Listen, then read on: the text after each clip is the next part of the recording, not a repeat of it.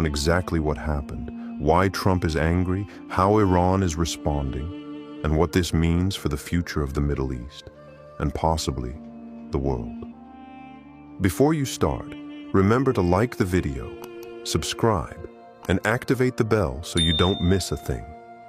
Share this video with your loved ones, as this knowledge can literally change a life.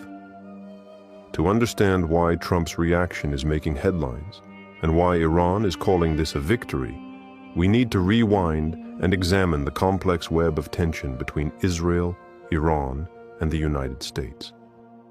For decades, Iran and Israel have been bitter regional enemies. Iran has never recognized Israel as a legitimate state and frequently calls for its dismantlement. In return, Israel views Iran as its most serious existential threat, especially due to Iran's support for groups like Hezbollah in Lebanon and Hamas in Gaza, both sworn enemies of Israel. In the midst of this hostility, the United States has traditionally been Israel's strongest ally, providing military aid, intelligence, and diplomatic cover on the global stage. But things escalated significantly when Donald Trump came into office in 2017. Trump's administration took an extremely hardline stance against Iran. In 2018, he withdrew the U.S. from the Iran nuclear deal, a landmark agreement meant to limit Iran's nuclear capabilities in exchange for sanctions relief. Trump claimed the deal was too weak and accused Iran of secretly violating it. In parallel, Trump moved the U.S. Embassy to Jerusalem, a controversial decision that many saw as inflaming tensions in the Muslim world. He also gave full political backing to Israel's right to self-defense, often ignoring Palestinian or Iranian concerns in the process. But his policies didn't just target Iran diplomatically. In early 2020, Trump authorized the assassination of Iranian General Qasem Soleimani in Iraq, one of the most powerful figures in Iran's military and a national hero to many Iranians. This move nearly brought the U.S. and Iran to the brink of all-out war. So, for Trump to now criticize Israel's aggression, the very nation he staunchly defended for 4 years, is not just surprising. It's a major political pivot that could change how the world responds to this escalating crisis. Ceasefire violation. Just days ago, an internationally negotiated ceasefire was supposed to halt further bloodshed between Israel and militant groups backed by Iran. The agreement, brokered quietly with the help of Qatar, Egypt, and behind-the-scenes U.S. diplomats, was seen as a crucial step toward de-escalation after weeks of rising tension. For a moment, it seemed that both sides had stepped back from the edge of all-out war. But the calm didn't last long.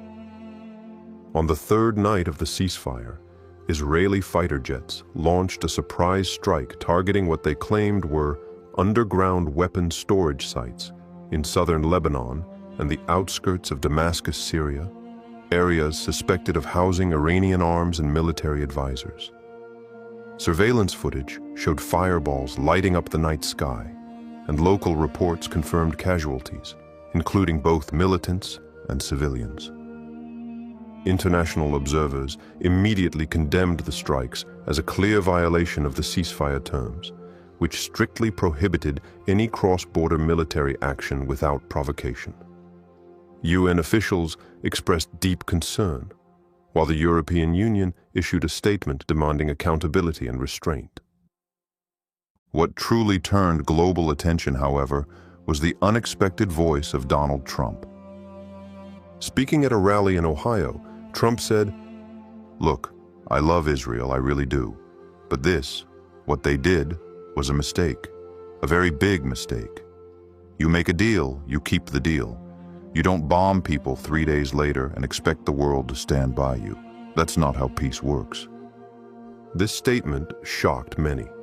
Trump had long been considered one of Israel's most supportive American presidents, having moved the U.S. Embassy to Jerusalem, cut aid to Palestinians, and defended Israeli actions in the UN. But now, he was calling them out. Was this genuine frustration, or a political move to distance himself from a potential Middle Eastern war under Biden's watch? Meanwhile, Israeli officials defended their actions, saying intelligence reports warned of an imminent threat. They claimed the strikes were preemptive, not provocative. But critics argue it was a calculated breach, designed to test how far Iran or the international community would go in response. As the dust settled, one thing became clear: the ceasefire was shattered, and the region was once again on edge. For many political analysts, Donald Trump's sharp criticism of Israel didn't just come out of nowhere. It marked a strategic shift with deep political implications. During his presidency, Trump was widely praised in Israeli circles and among right-wing American evangelicals for being one of the most pro-Israel presidents in U.S. history. He recognized Jerusalem as Israel's capital, moved the U.S. embassy there, supported Israeli settlements in the West Bank, and withdrew from the Iran nuclear deal, policies that aligned almost perfectly with the goals of the Israeli right. He also repeatedly praised Israeli Prime Minister Benjamin Netanyahu and called the U.S.-Israel relationship unbreakable. His administration even helped broker the Abraham Accords, normalizing relations between Israel and several Arab nations. So why the sudden criticism now?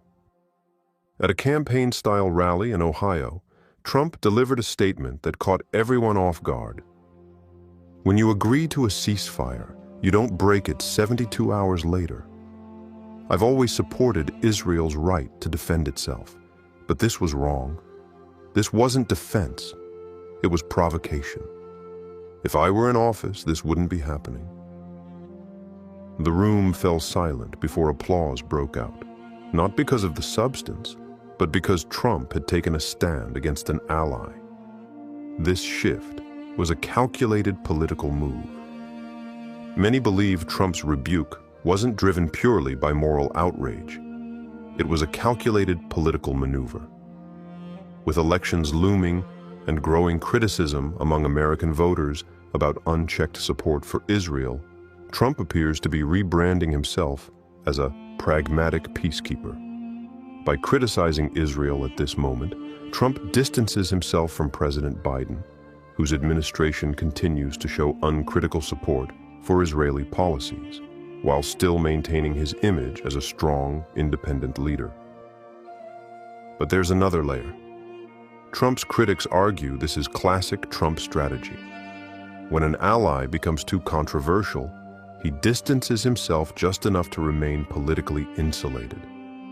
Others suggest Trump sees Netanyahu's current leadership as weak and wants to influence Israel's internal politics by signaling disapproval, perhaps in favor of another future Israeli leader more aligned with his agenda.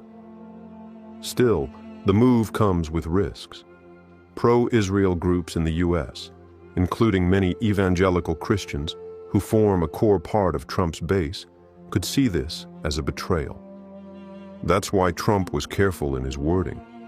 He emphasized that he still supports Israel overall, but framed his critique as a matter of principled strategy rather than a reversal of loyalty.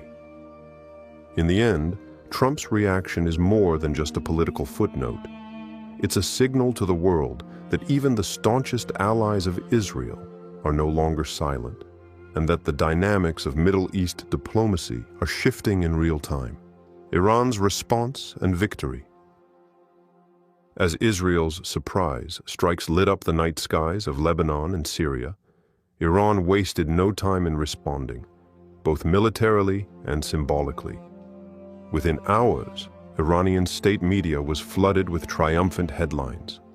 Footage of the Israeli attacks was reframed to paint a picture of Iranian resistance and survival. The official narrative?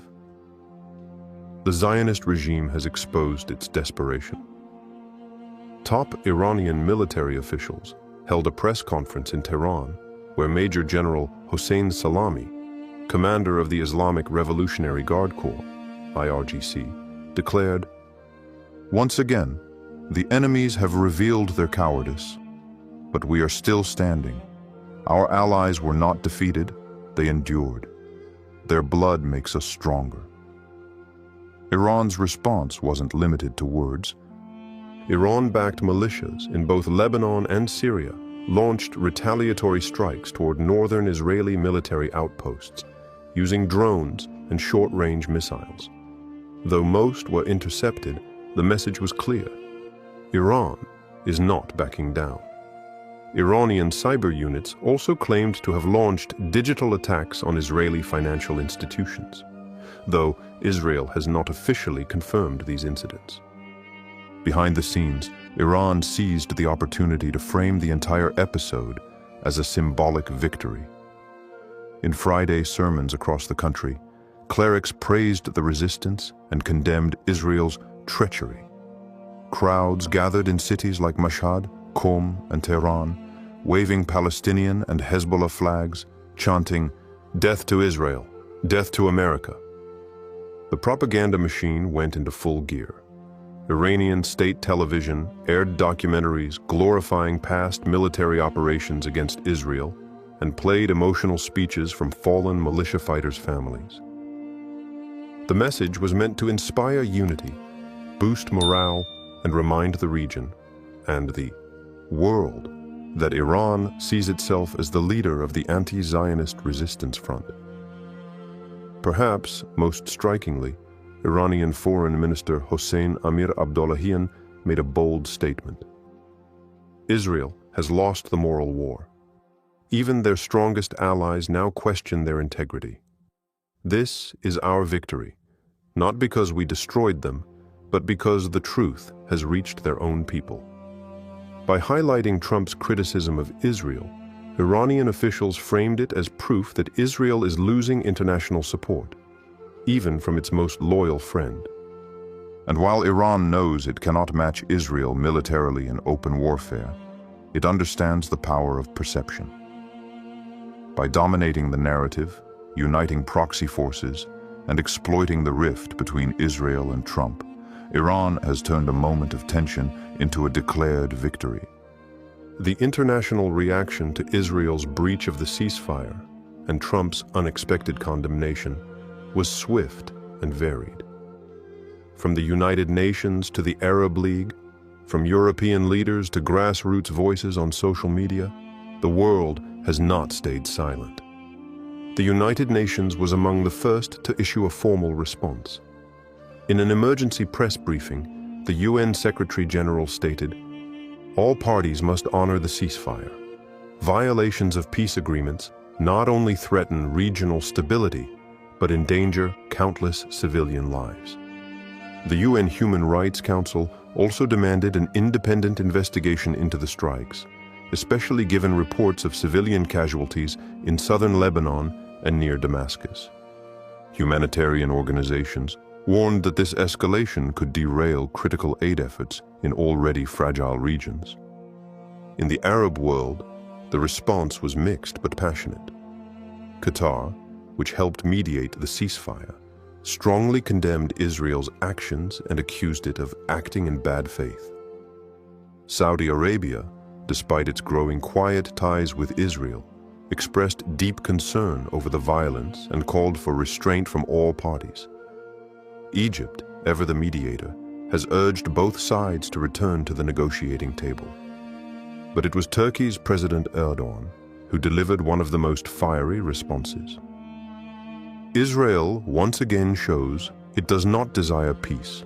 The blood of innocents is on their hands. History will judge them.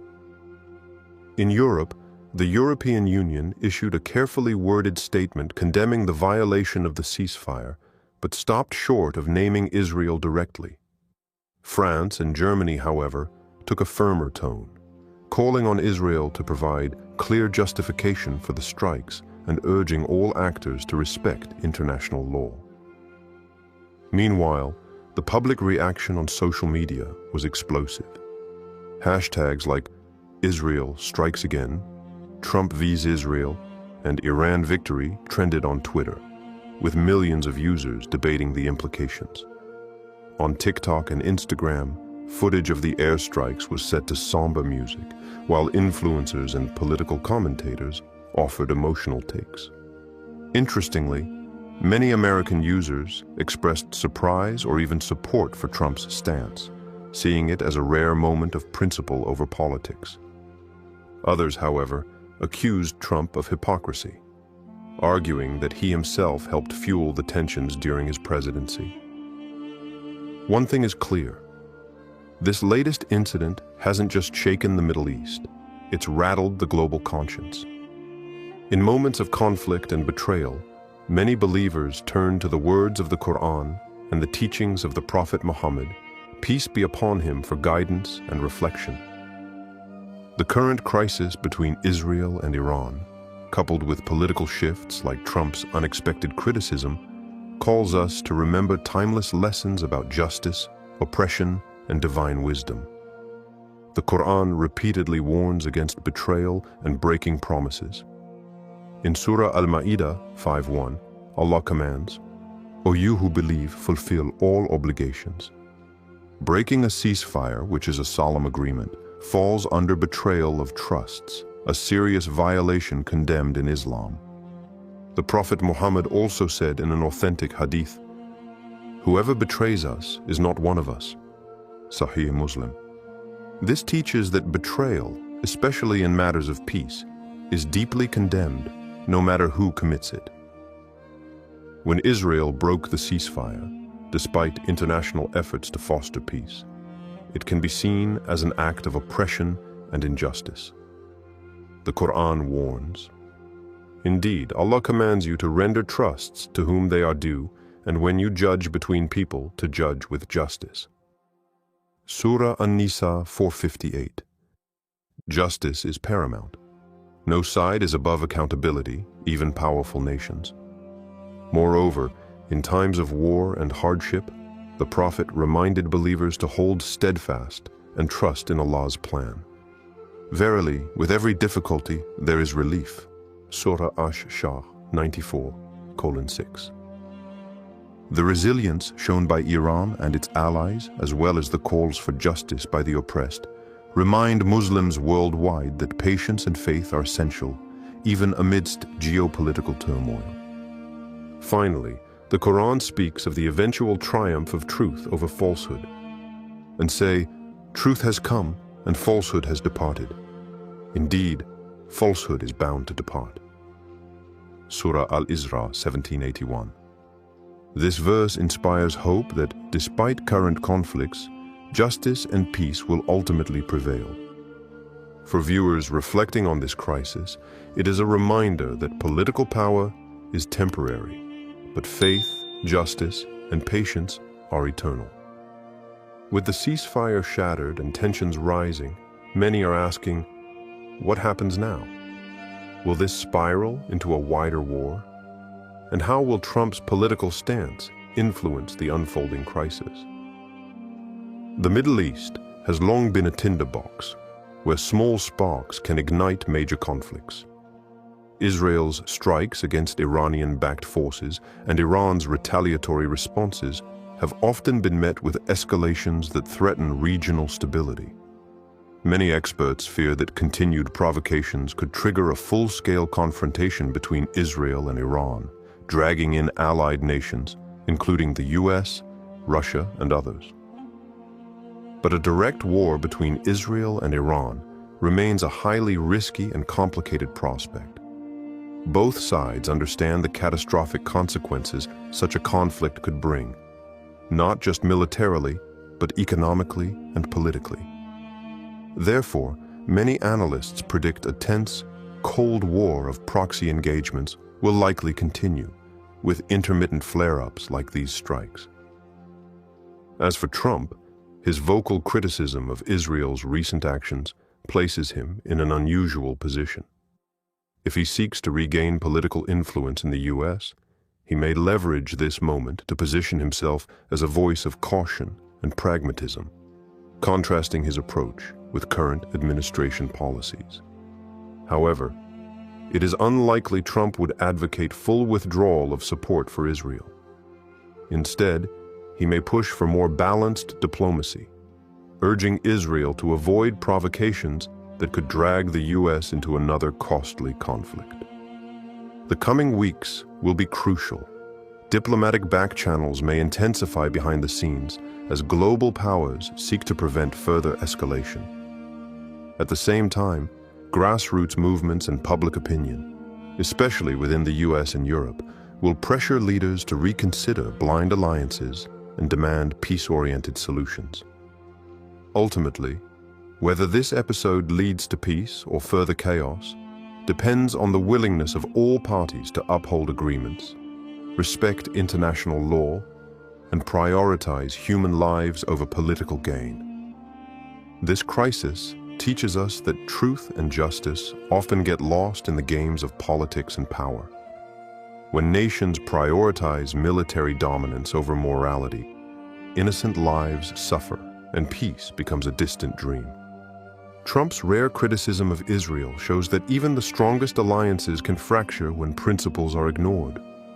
It reminds us that no country or leader is above accountability, and that blind loyalty can lead to dangerous consequences.